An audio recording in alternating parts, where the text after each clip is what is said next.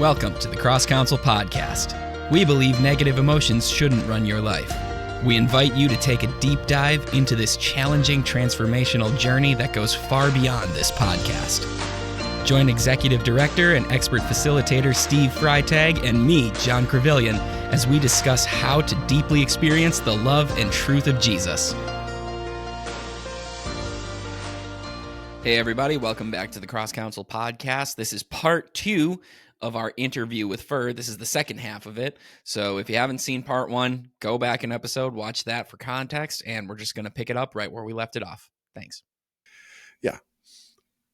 So, John, we haven't let you. Yeah, John, we haven't let you jump in on this whole thing. Go for it. No worries. I'm letting the wise guys talk with each other. I'm just here thinking about food fights. But I have noticed actually kind of an interesting interconnected theme, honestly through a bunch of really good quotes, Pher initially saying, who am I even when I am healed? Who is that person? I don't know that I've ever been there, and I don't know if I would recognize what healing looks like, let alone what I would look like in that space.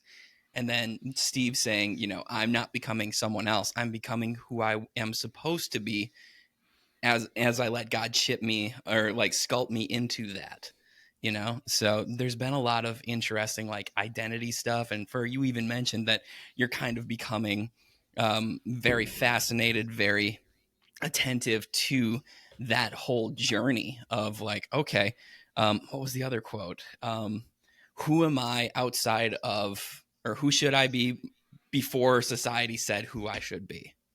Yeah. All that. That's all really fascinating stuff.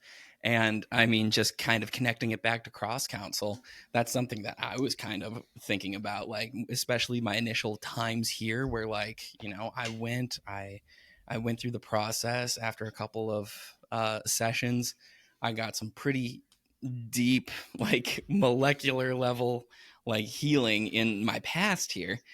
And that had a chain reaction throughout the rest of my life to the point where it altered memories, the point where it altered my behavior and altered my viewpoint on certain things, where I was like, oh, okay. And the analogy I always use, and people who have listened to this podcast know where I'm going with this, but the analogy I always use is that I go with the idea that your mind is like a house, right? And there's one room that's in complete disrepair, probably more than one, but for the sake of the analogy, there's one room that's in complete disrepair, and you avoid that. And even looking in there is gross.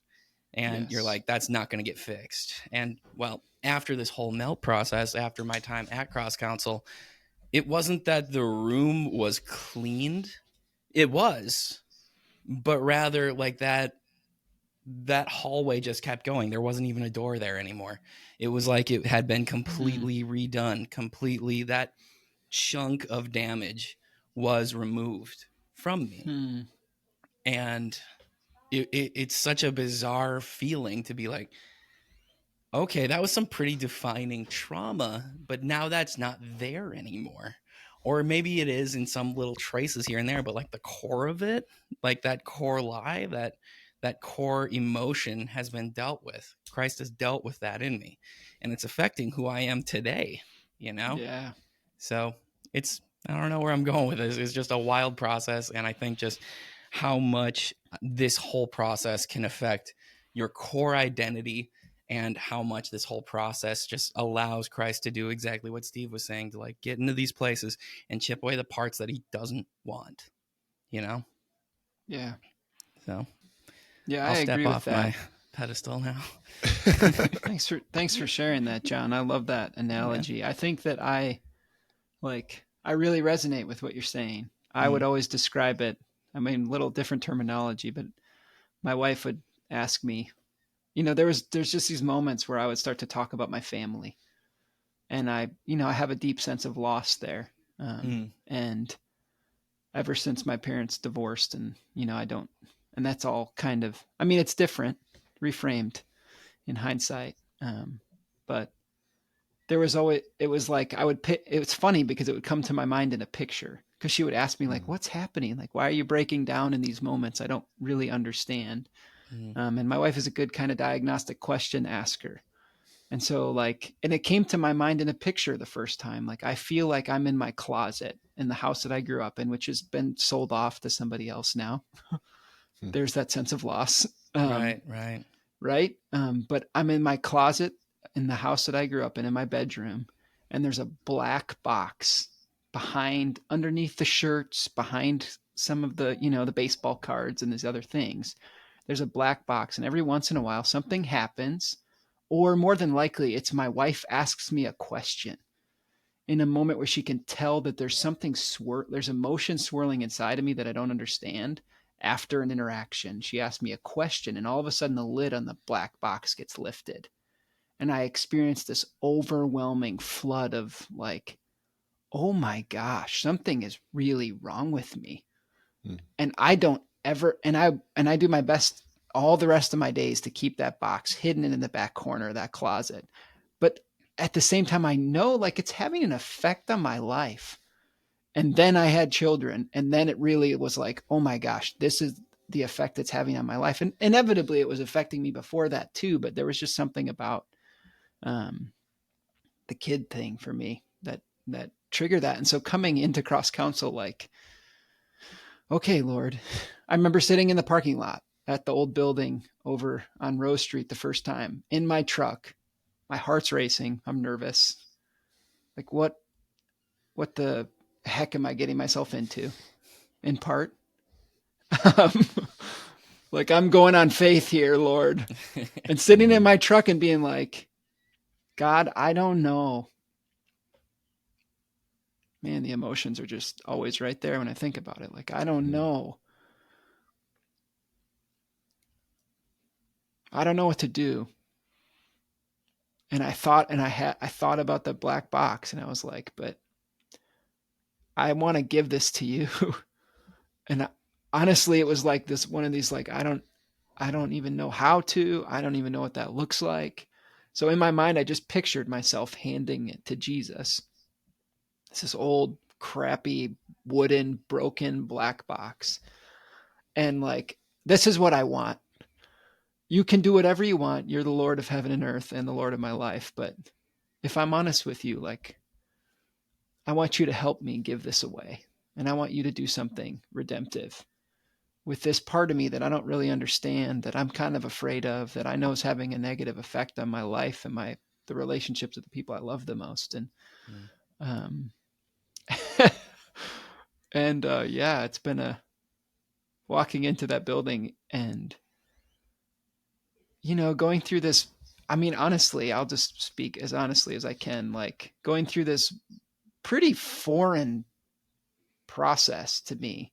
Like, sure. Okay. And I know, like, you guys sent me the video beforehand and I've watched it because I'm a good student and I do what I'm told. Sure. But also being like, I don't know what this is going to actually be like to be in it. I see this guy crying and in this video, but like, what's going to happen? I don't have any idea. And then just experiencing the melt process and like watching these seemingly random moments in my life, that's what it was for me. I know for other people, as I've heard their stories, like it's a very specific, highly formative, traumatic moment. That's very, a memory that gets brought to mind. But for me, it's been these pretty peripheral, odd things that have been brought up. Yeah. Okay.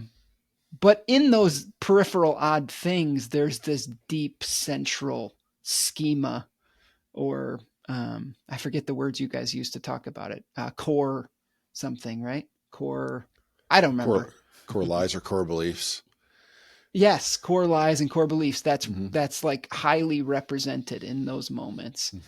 And man, it's just started. I believe what for me most, like, I experience powerful things and powerful moments. And I think Jesus said some of the most formative things to me in those times that I've heard from him in my entire life.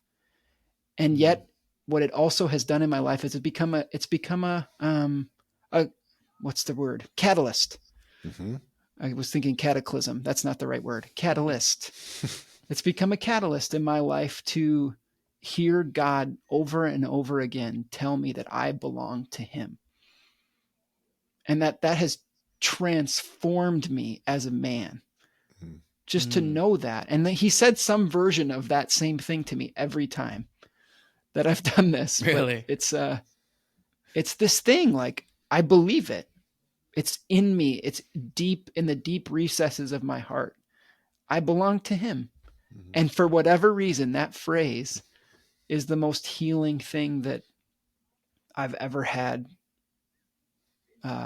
spoken to me and from Jesus in these moments, in 5th grade and when I was a freshman in college, and these, like, sitting in a pew at Catholic Mass, and these memories that just pop up. It's like, man, I cherish it. It's changed my life. So if we could just break that down, and nobody else has heard this podcast because it hasn't dropped yet. John and I just sat down with Jenny last week, and we recorded a podcast. And in that podcast, we were talking about gathering a few new people, and then one of the older saints, Donna. And when Donna came in, she came in first with Jenny, and Donna's been with us for 21 years. And I hadn't seen her for a year and a half. The last time I'd seen her was at our 25-year celebration.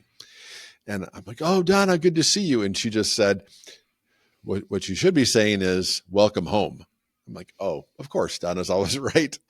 and that welcome home is very similar to "you're mine, you belong to me." It's connection. That's what we most deeply desire. And when you sense that in those places, it's that same thing. He's with me. I belong with him. I belong to him. I'm connected. I'm connected to my creator. And that's all what we're all looking for, is to go home. Welcome home, over and over and over and over. Does that make sense? That resonates deeply. Boom. Yeah. Right? It's funny because my title at church is the connections pastor, right? Right. Yeah. And I spend my professional life helping people to connect with one another, and through that to connect with God. Mm-hmm. And to have that be what I give my time and energy to, and also to simultaneously feel like a sense of, man, do I feel in a deep way that connection with God? I think I probably would have said yes, but I think one of the coolest things about the Christian life is in 10 more years, if I keep giving myself to him faithfully, like, I'm going to think that I never felt it now. You know what I mean? Mm-hmm. And so that's the joy of walking with Jesus. And you're right. I agree, Steve. It's the central thing. I'm on something, buddy. Sorry. It's the central thing. Good old Mark Brockberg. All right, Mark. Mark, thanks for joining us today. That's right. He would dive right in. Exactly. So I want to break that down a little bit as well, just even when it comes to church or community. I think it is a very delicate thing when it comes to people connecting in group or church or that kind of thing. And part of it is whoever is offering that connection, and then the people that are there to possibly receive it. And yes. I know this, there are some organizations, I'll just put it that way, that do a really good job at making people feel like they need them.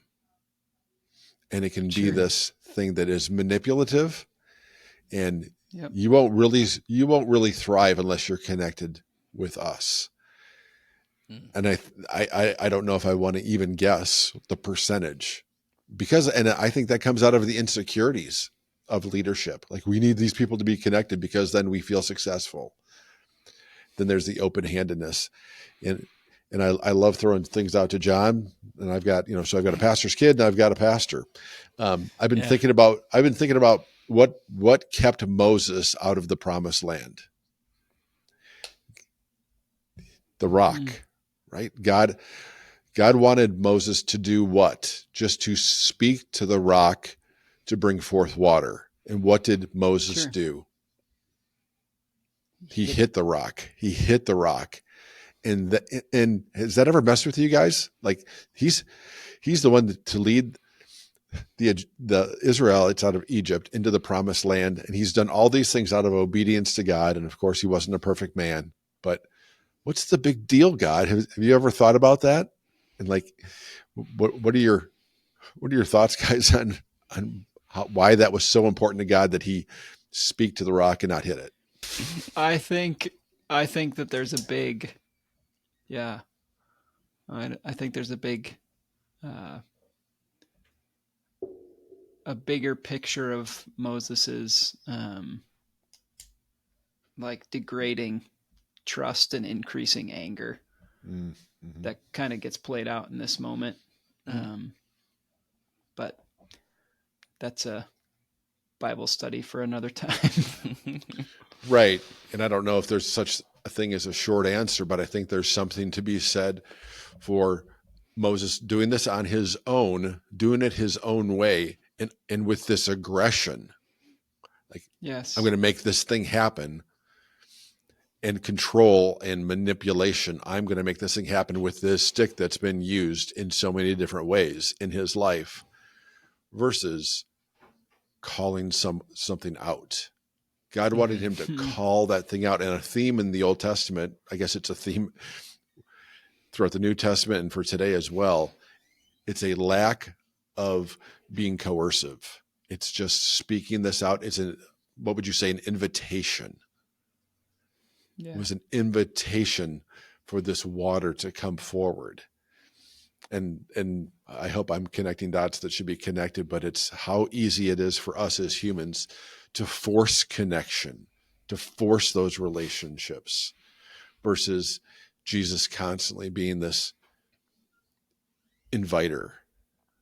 Join us. We'd love to have you, right? Like in your position, Pher, as the connections guy, like that tightrope that you must have to walk because you're first free. And you don't want people, I would hope, you don't want people to join because you're first free, you're that big church. You want people to join so that they would, I love how you said that, so they would ultimately connect to our Lord and Savior, the Holy Spirit, know the heart of the Father, all that. Yeah. I have that conversation so often. You know, people think that if you, and people think this, I don't think it's people's fault. I think it's connected to what you were talking about earlier, Steve. I don't know. We don't always do everything right as the church. But people expect if I show up to okay, so I'm showing up to these things you're telling me to show up to. Not just Sunday morning, but to X, Y, and Z. Let's say it's a small group. Let's say it's a program. Let's say it's a prayer meeting. Let's say it's whatever, a potluck, anything. And I'm walking away and I feel just as alone as I did when I got there. You think it's people expect it to be a silver bullet. And I think we sell it as that. And that's to our own detriment and to people's detriment. But there's a process of helping people to understand that I genuinely, because I've been doing this nine years, and over those 9 years, I think I've just come to this place of understanding. There's a God's timing piece of this. I'm not a Calvinist, but maybe this is the most Calvinist thing about me. Like, go for it. I think there's a timing piece to actual, like the actual discovery of genuine Christian community. I just don't think it's everybody's time all the time. And I don't think the mix is right for everybody all the time. It's true in my life. I prayed for a real friend outside of my wife for a long time before I ever had it. And my wife prayed more. And my friend's wife prayed more. But there's a timing piece to all of this stuff that I think is super integral. And there's an ownership piece too. At the same time as it's a timing thing, I think when we say there's a timing thing, people can be tempted to just be like, okay, well then I'll just sit here and wait until God zaps me with friendship and connection with God's people.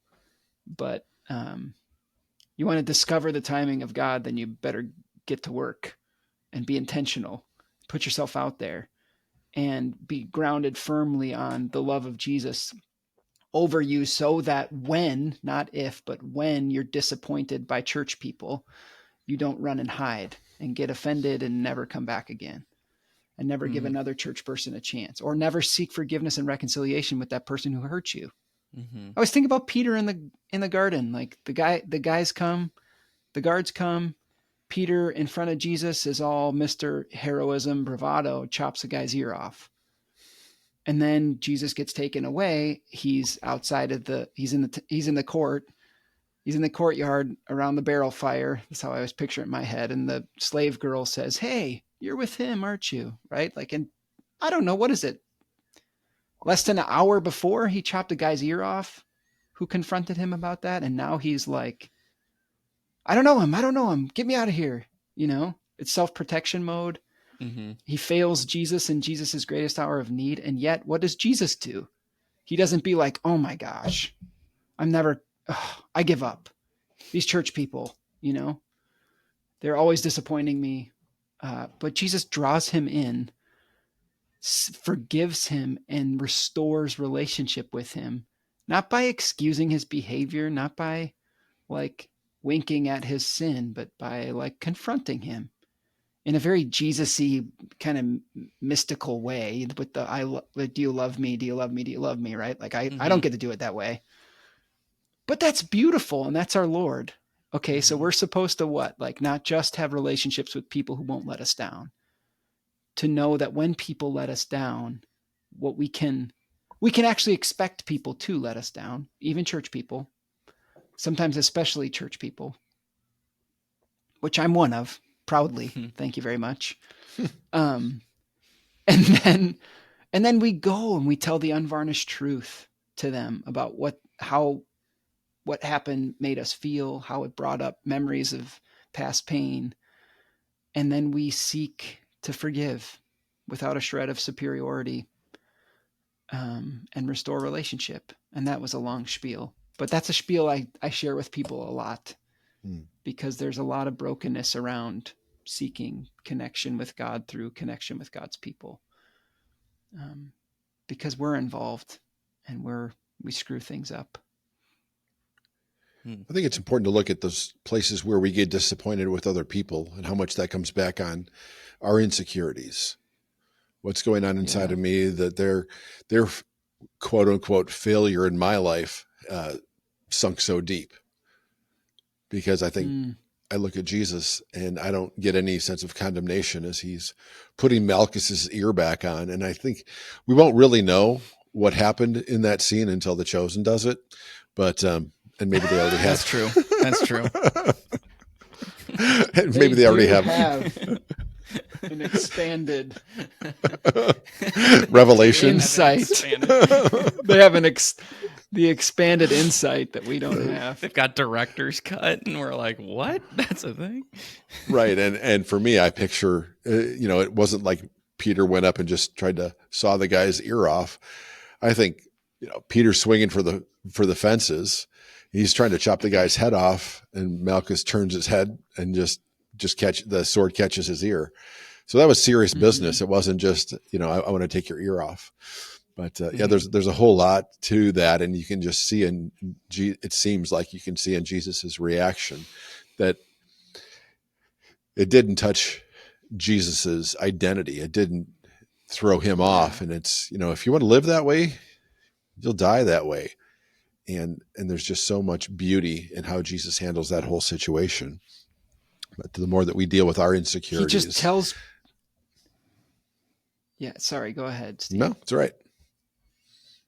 He just tells Peter the truth, and has you're right. It doesn't touch him in a way that like it would us in a moment like that.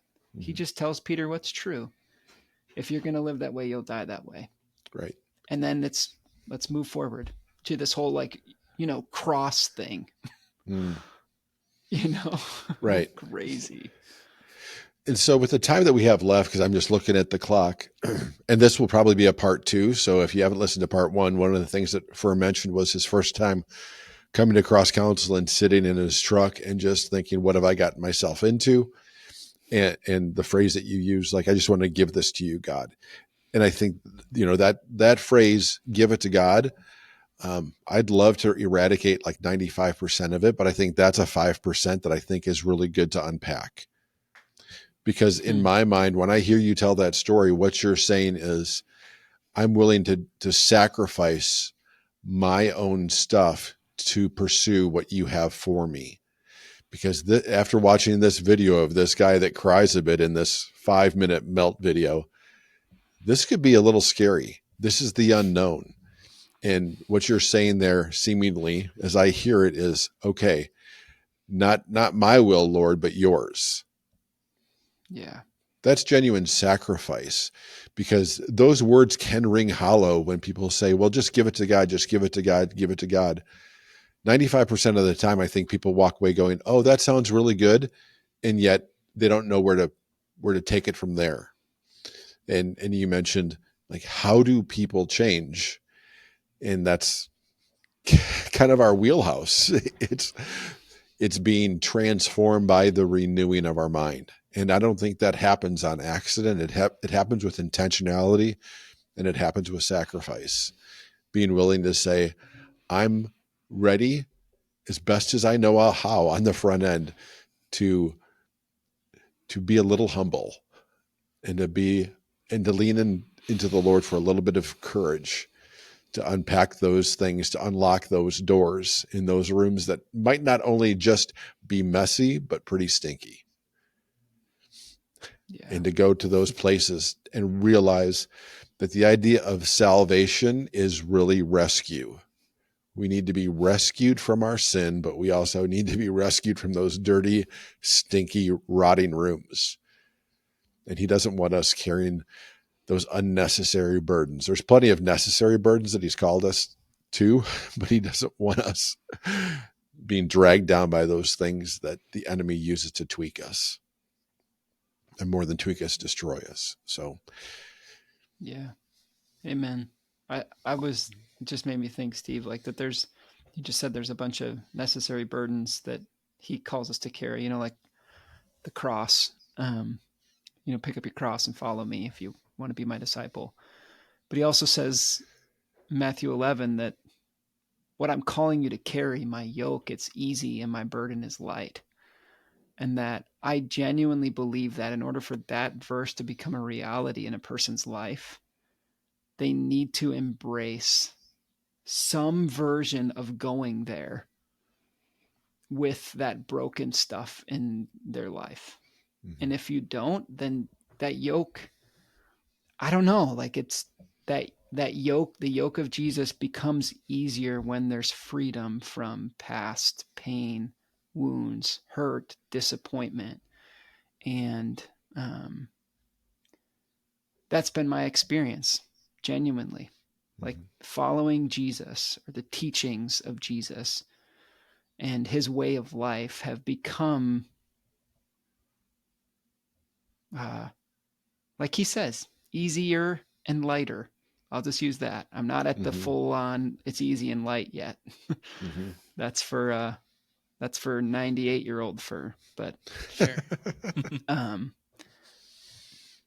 The easier and the lighter it comes, I think, in embracing, and like going there with God in these places that people, and these are often the places that people tell you, like, just give it to God and move on with your life. And, we can't just always live in the past. I hear that crap all the time. Yeah. And at some level, I understand the heart of people that are saying that stuff. Like like there is a problem. There's a victim mentality problem. There's a whatever, all that stuff is real. There's an overly therapeutic problem in our world. I agree with that.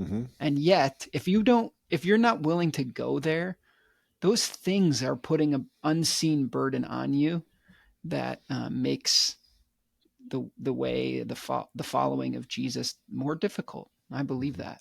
Mm-hmm. Yeah, I couldn't agree with you more. I think, people just kind of, they stew in their own garbage, and that doesn't get them anywhere either. But the idea that things need to be reconciled. And what we do here is we're reconciling the past in the present for the future. It's for the present and the future. Okay. And the reality as well is that our present is our future past.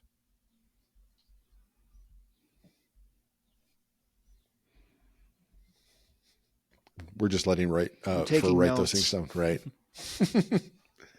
Yeah. The present is our future past. Awesome. Good conversation, guys. As we wrap up here, do you guys have any final thoughts you want to throw out there? I got my zingers in. You did. Those future, past, present, that was beautiful. Right. And it's on my notepad because I knew I would never be able to remember it. One of the things that I'm just thinking about is like, these are the kind of conversations that the body of Christ needs. This is the kind of stuff. This is when I was talking earlier about becoming obsessed with how people actually change. This is the kind of stuff I'm talking about. And I think it's the whole counsel of God, not just the stuff that we can tend to pick and choose. And so I'm just encouraged that I'm encouraged to be in this with you guys at some level, honestly. Mm-hmm. Like I just feel a sense of we're in this together. What would people call that? Synergy or something? Mm-hmm. Sure. Yeah. That's just deeply encouraging to me. That's how I feel. That's my final thought is like, thank you. Not only in my own life, right? Like, because I've experienced the fruit of transformation through, the prayer techniques, the melt process, all that stuff. Like I've experienced it. Like I said it earlier, it's been a catalyst in my life for God going into those deep, dark caverns of my heart and bringing a cleansing and starting to make a garden grow up where there's just been dead stuff in my history and redeeming it. So I'm deeply grateful for all of that. And again, I'm holding the emotions are always right there, but sure. That's just me as a person. But also I just feel, like I said, just encouraged to, we're in this together. I love that. Yeah, it's great to have you along for the ride. And I had a friend listen to one of your sermons and say, boy, first sounded just like you in a couple spots in that sermon. Like, he says it better than I do. But life goal right there. I know. I can cross that off my 2024 to-do list. There you go. Sound like Steve Freitag. Done. Oh, my goodness. Home run, grand slam, touchdown. All the sports analogies. Yahtzee. And one day I'll be able to hit my driver as far as you. Oh, geez. Right on. I think more like I think more like one day I'll be hitting mine as short as you, Steve. I don't think. Oh. We'll be equal at some point on the links. There you go. I'm sorry, John. I interrupted your closing. Oh, no worries. But thanks for joining us, Pher. Appreciate it, buddy. My pleasure, guys. This has been the Cross Counsel Podcast. Please remember to subscribe, rate, share with your friends, and look for us on social media. The world will become a much better place, and Jesus will be seen in a much better light the more we are transformed by His truth and love. We'll see you next time, everybody.